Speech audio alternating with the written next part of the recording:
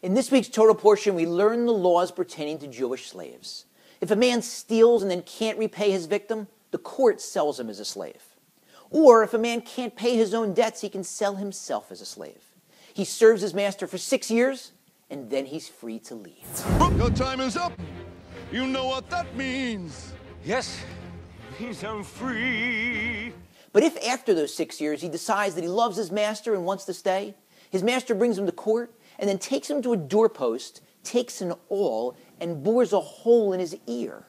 He then continues to serve the master until the 50th year, the Jubilee, or Yovel year. Why does he get a hole in his ear? Because God said, don't steal, and he didn't listen. Or in the case of the person who sold himself as a slave, God said, I am acquiring the Jewish people as slaves to me. And this fellow went out and acquired a different master. So he also gets the hole in his ear because he didn't listen. But that begs the question, why don't we put the holes in their ears 6 years earlier, when he first stole, or when he first sold himself as a slave?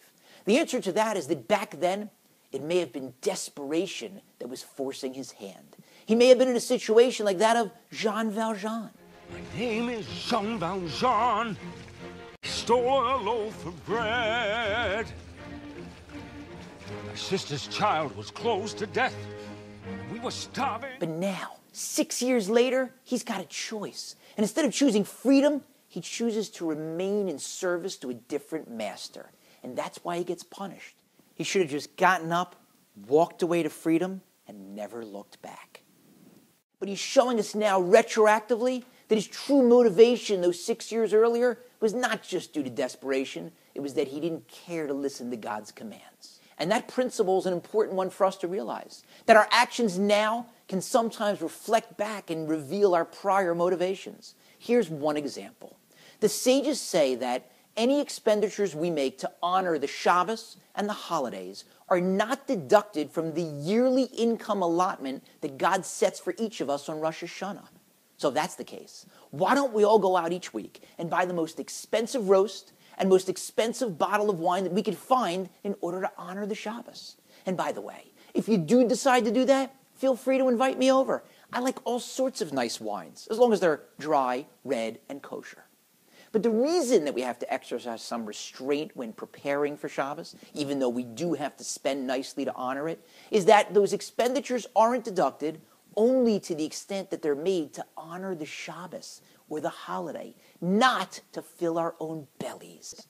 But that's a very difficult distinction to make. I love a good roast, and I love Shabbos. How am I supposed to tell what my true motivation was?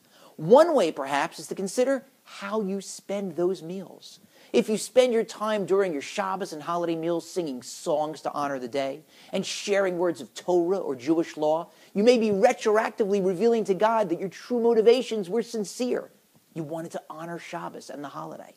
But alternatively, if you spend your time discussing who's going to win the Super Bowl and which prop bet are you making, or what happened in the latest episode of your favorite TV show, then unfortunately you may be showing God that your true motivations weren't quite so sincere. You were trying to fill your own belly. And so how you spend your time during those meals may well be the determining factor in heaven as to whether your expenditures count against your yearly allotment or not. So make sure to make those meals count spiritually, and you may find yourself getting some financial benefits as well.